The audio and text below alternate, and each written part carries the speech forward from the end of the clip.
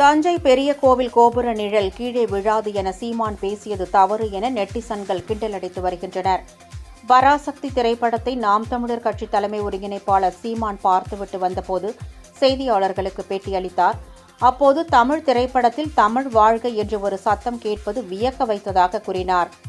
மொழிப்போரில் ஏற்பட்ட புரட்சியால் ஆட்சியை பிடித்த திமுக இந்தி எதிர்ப்பில் உறுதியாக இல்லை என்று விமர்சித்தார். மேலும் உலகிலேயே தஞ்சை பெரிய கோவிலில் மட்டும்தான் நிழல் கீழே விழாது என்று தெரிவித்தார்.